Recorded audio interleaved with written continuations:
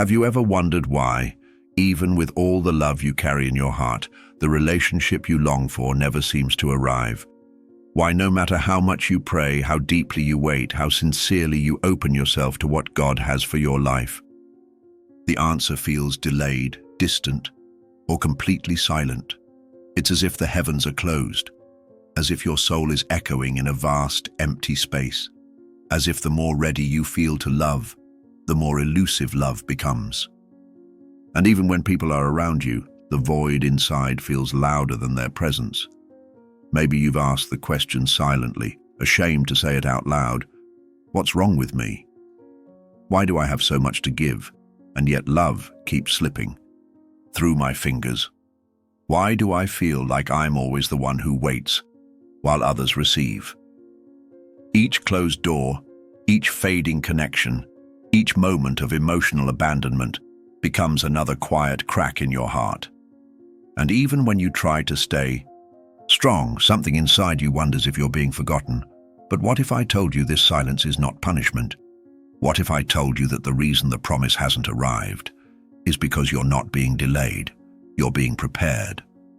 What if the emptiness you feel isn't evidence of God's absence, but proof of His intimate craftsmanship? Today, we're going to uncover a truth few dare to speak, that the chosen ones, those with hearts marked by sincerity, purity, and depth, often walk through a desert of waiting not because they are broken, but because they are being shaped for something sacred. The reason your relationships haven't worked out, the reason your heart aches with a loneliness no one understands, is because God is not building something ordinary in you. He is forming a foundation so deep that only a divine union will be able to stand on it. And yes, I know how hard the wait can be. I know the ache of watching others find someone while your nights are filled with tears and silent prayers. I know the weariness of starting again, only to feel the connection unravel without warning. I know how easy it is to believe the lie that maybe something in you is unworthy of love. But today I want you to know, with your whole heart, that this waiting season is not a wasteland. It is holy ground, and what feels like absence may actually be God's protection. So if you feel seen, if these words speak to a place inside you that no one else has touched, then let me invite you into this journey. There's more for your heart than pain. There's more to your loneliness than emptiness. There's a greater purpose behind this silence. We're about to explore why chosen ones often feel stuck between the hunger for love and heaven's delay, what is really happening in the spirit while you feel alone, and how this season of silence may be shaping you for the kind of love you've never even imagined. But first, let's seal this moment together. If you felt this ache in your soul, comment below. 777. This number declares your trust in divine timing and your readiness for a love aligned with heaven. And if you haven't already, subscribe to this channel. We're on a mission to reach 2,000 souls who are walking through this sacred process. Your subscription strengthens this movement and keeps this message alive, because this isn't just a video, this is a spiritual moment. And if you've made it this far, you're not just watching, you're remembering. Now take a breath and prepare your heart, because what comes next may finally answer the question you've been carrying for years. Why am I still waiting when all I want to do is love? There's a certain kind of heartbreak that chosen souls carry, one that doesn't come from betrayal, but from a mystery they can't quite name. It's the feeling of giving your heart honestly, of stepping into something with faith, of believing this time it might finally work, only to watch it crumble for reasons you can't fully understand. Maybe you've been there. You met someone, felt a spark, allowed yourself to hope again. The connection felt real. It felt different. For a moment, your heart started to imagine a future, and just as quickly it unraveled. They changed, they withdrew, they disappeared without explanation. And once again, you're left staring at the silence, wondering what went wrong. This is the kind of pain that doesn't scream. It lingers. It whispers lies in the quiet. It tempts you to believe that maybe you're the problem. Maybe you're too intense, too much. Maybe you're not enough. But what if the truth is something entirely different? What if the loss wasn't a punishment, but a protection? You see, when God is preparing you for something sacred, He doesn't allow anything that threatens that purpose to remain. That means sometimes He will allow your heart to break, not because He delights in your pain, but because He's shielding you from a connection that would have pulled you out of alignment. What looks like rejection is often a redirection. What feels like loss is actually divine protection disguised as heartbreak. And this isn't just about people leaving. It's about the way God trains the hearts of those He calls. He allows chosen souls to walk through disappointment because it's through that fire that discernment is born. It's through the heartbreak that the Spirit begins to see beyond appearances. The chosen ones are not allowed to settle for distractions masquerading as destiny. They are not permitted to form bonds that would dilute their calling. You weren't made for surface love. Your spirit knows how to love deeply. But in order to carry that depth well, you have to be able to recognize the difference between presence and purpose, between attention and assignment, between affection and alignment. That's what the heartbreak has been teaching you. Not how to survive rejection, but how to identify what was never meant to stay. Every person who walked away, every connection that didn't become what you hoped, every door that closed without warning, all of it was part of your training. Not to make you bitter, but to make you wise, to teach your heart what not to give itself to keep you from calling something home that was only ever supposed to be a hallway. God is not saying you don't deserve love. He is saying you deserve something higher than what you've been settling for. And for that to happen, He has to remove everything that looks like love but isn't. He has to strip away the imitation before He can reveal the promise. But in the moment, that stripping hurts. It feels cruel. You wonder why your heart keeps getting stretched so far, only to be snapped back. But what you don't see yet is that this pattern is building something in you. It's teaching your soul not to cling to what feels good, but to wait for what is good, not to chase what comes quickly, but to value what arrives in divine timing. God is not withholding love from you. He's teaching you to recognize what love actually is. And here is where the shift begins. Because when you start to see the breaking as a form of building, everything changes. You stop asking, "Why did they leave me?" and begin asking, "What truth was God trying to protect me from?" You stop blaming yourself for what didn't last and start blessing what was never meant to stay. This is not about scarcity. It's about spiritual refinement. It's about God preparing you to carry a love so whole, so rooted in purpose, that it could never survive being built on broken foundations. So if it feels like relationships keep slipping through your fingers, don't let shame define that pattern. Let revelation explain it. You're not being overlooked. You're being protected. You're not unwanted. You're being set apart. And the more deeply you learn this, the more your spirit begins to rest, not in loneliness, but in clarity. Because the moment you stop chasing what's leaving, you start making room for what's real. There is a kind of loneliness that no company can cure. It doesn't come from a lack of people around you. It comes from a space inside your spirit that seems untouched by any human presence. A sacred emptiness, a spiritual void. And while the world might rush to fill it with noise, attention, or temporary affection, the chosen ones know none of it works. Not really. This loneliness feels like exile.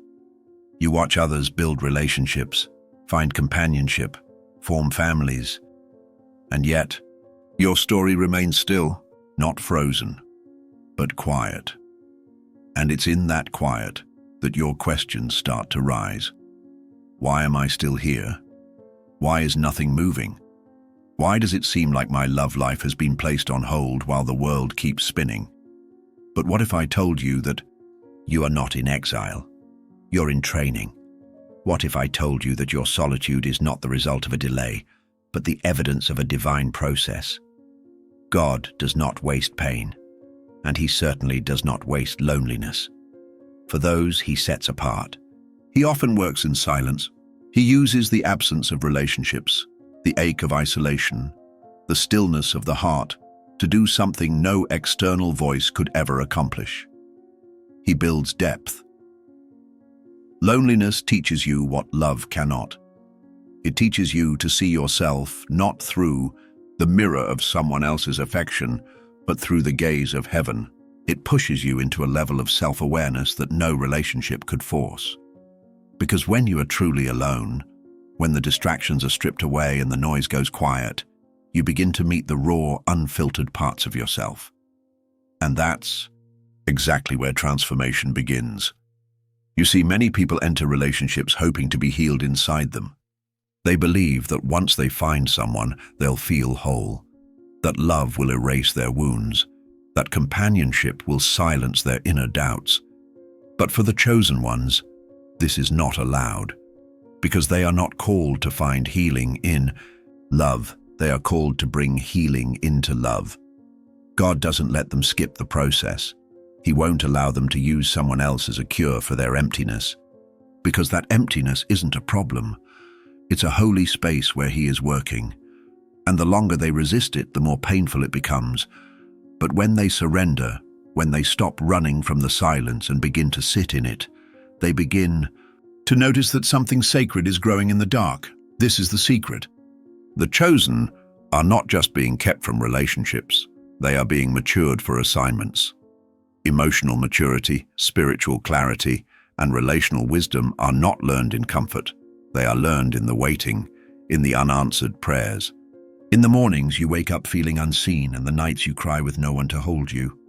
That's where the roots are formed. That's where the spiritual muscles grow. That's where the voice of God becomes louder than the echo of longing. And it's not a punishment. It's preparation. God will often allow you to walk alone, not to harden you, but to strengthen your sensitivity. Because the love he's preparing for you will require more than excitement or chemistry. It will require discernment. It will require someone who knows how to love without losing themselves. Someone who doesn't enter the relationship needing to be completed, but ready to build something sacred from the overflow of their wholeness. So if you find yourself in a season of aching solitude, do not despise it. Let it work. Let it shape you. Let it burn away the illusions that told you you needed someone else to feel valuable. Let it teach you how to sit with God until you no longer confuse attention with affection or connection with destiny. Because once you've been made whole in solitude, you will no longer enter relationships from hunger. You'll enter them from mission. And the love that flows from that place will be stronger than anything you've known before. You are not just waiting for someone to love you. You are becoming the kind of soul that can sustain the kind of love that heaven is preparing. And that chosen one takes time. There's a moment many chosen ones experience that is as painful as it is confusing. You meet someone who seems right. They speak the right words. They ignite something beautiful in your heart. They bring light into places that have long felt dim. And you think to yourself, finally, this is it. This is the one I've been waiting for. And then, without warning, the story unravels. The communication slows, the energy shifts. The connection that felt alive begins to feel forced, fading, unfinished. You're left in silence, staring at unanswered messages, revisiting memories that came too fast and ended too soon. You start asking questions that have no answers. What did I do wrong? Why did they change? How could something that felt so meaningful suddenly dissolve into nothing? But what if the answer isn't what you think? What if this wasn't sabotage, but salvation? What if the very thing you're grieving was a divine interception? God does not always explain why he removes people from your life, But if you are a chosen one, understand this. He is not trying to punish you. He is trying to protect you. There are connections that seem right in every way, emotionally, physically, even spiritually, but are not in alignment with your calling. They feel perfect on the surface, but beneath the appearance, something is off.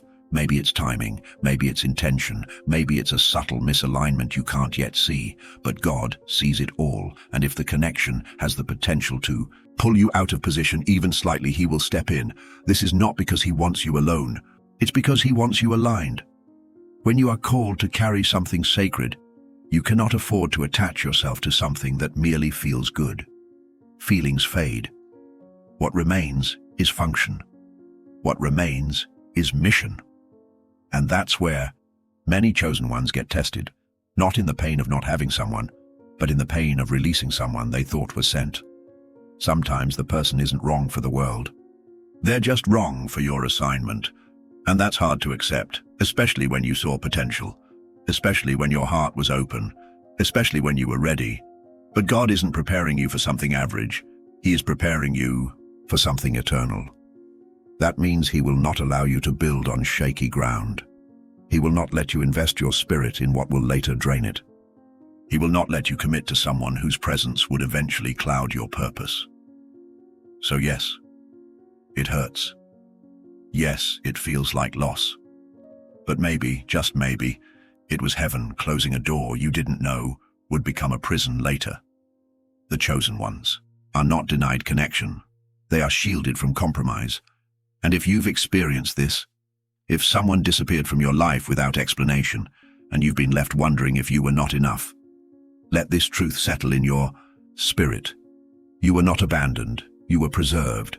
Now take this moment and declare it as a step forward, not a wound that defines you. If this word spoke to you, comment below. I trust the interruption.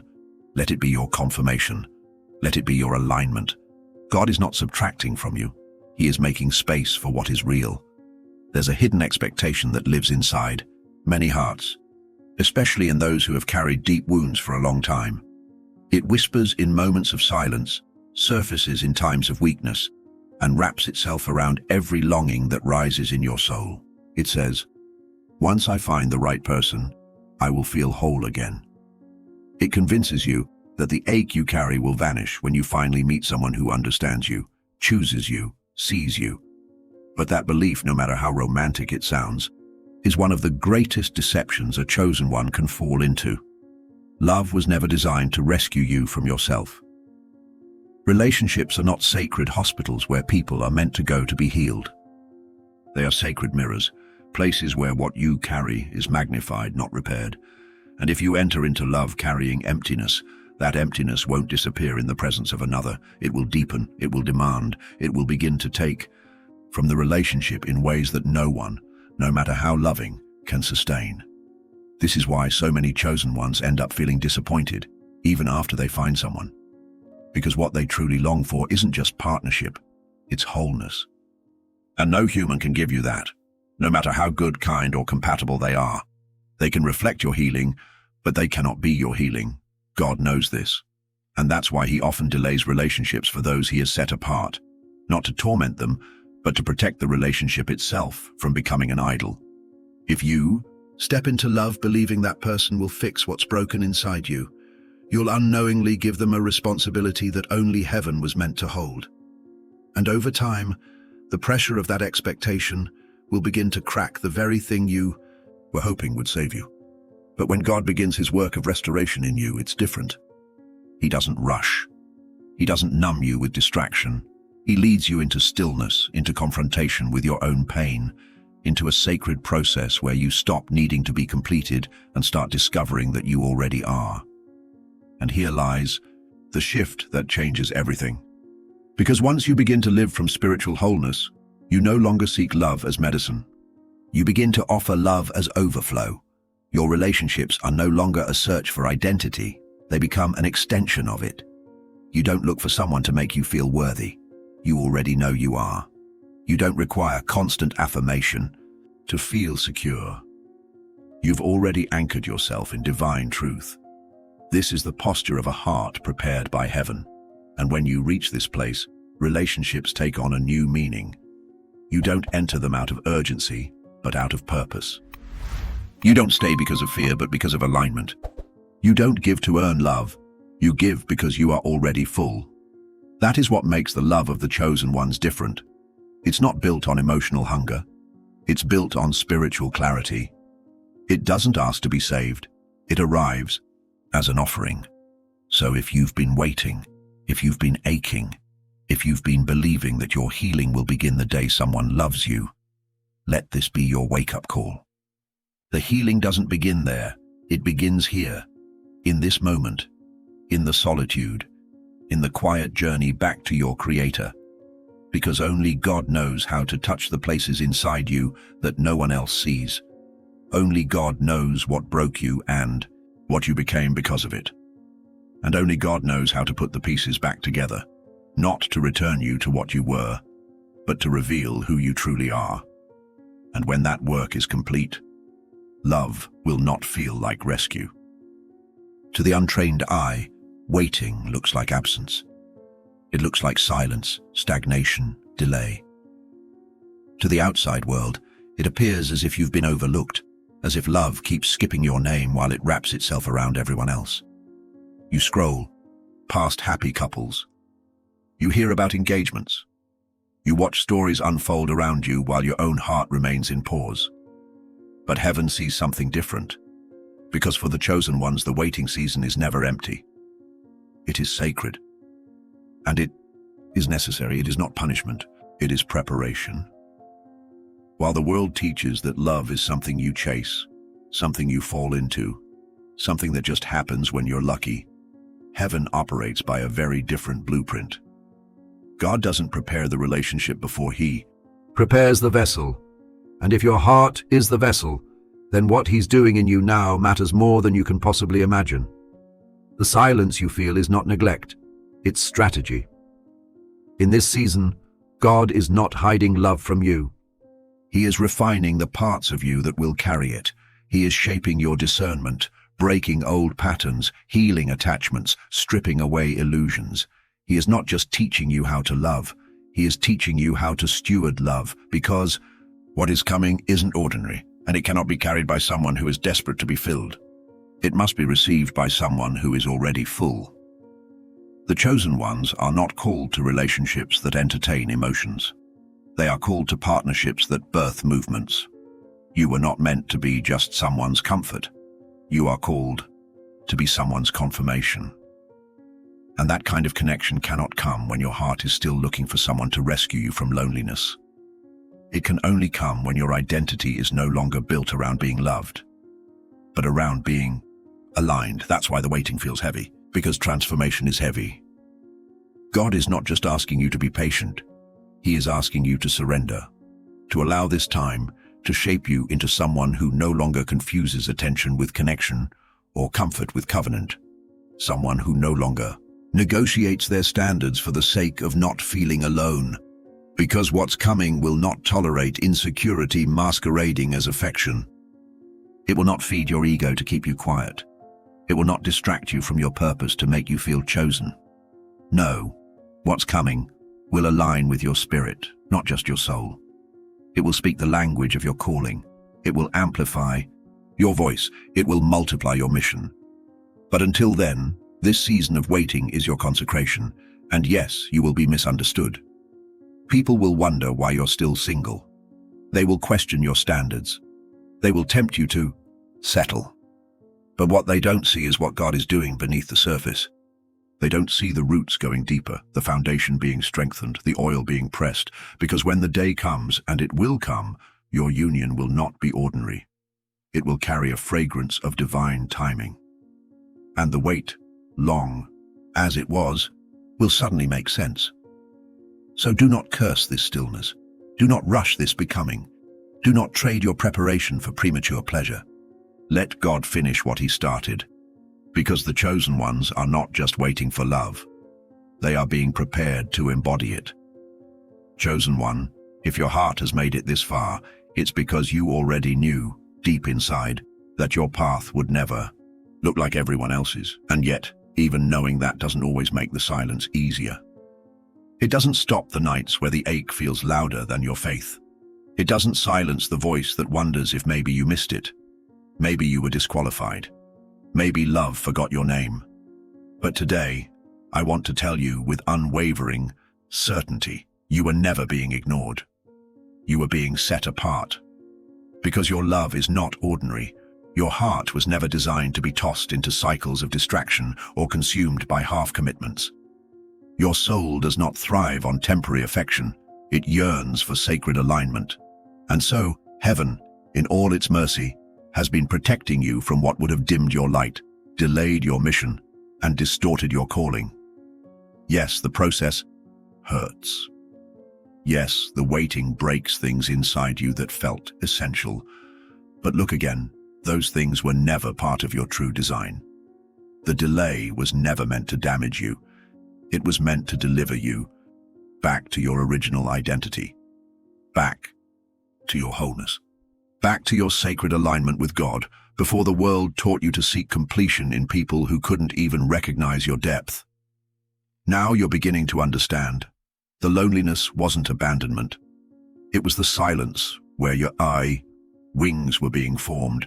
The rejections weren't failures, they were redirections. God stepping in where your heart might have wandered too far.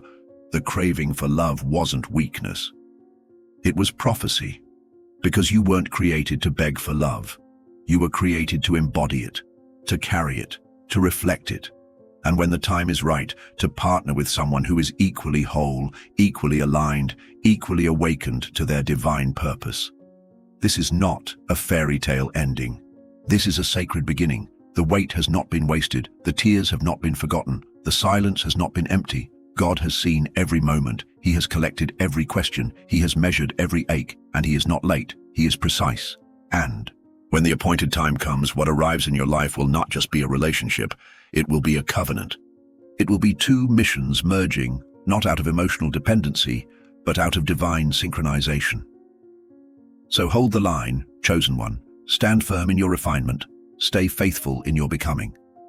Because heaven is not just preparing you to receive love. Heaven is preparing you to be the kind of love that transforms everything it touches. If this message touched something deep in your soul, leave a single number in the comments. 144. It's the number of divine selection, of sacred alignment, of those who are marked by purpose. If you feel it in your spirit, declare it below. And if you haven't yet, I invite you to subscribe. Our journey doesn't end here. Our next destination is deeper, higher, truer. We're on a mission to reach 2,000 awakened hearts who are walking this sacred path together. You're not alone. You never were. Now breathe and walk forward in faith, because love is not late. It's just arriving exactly when you're ready to carry it.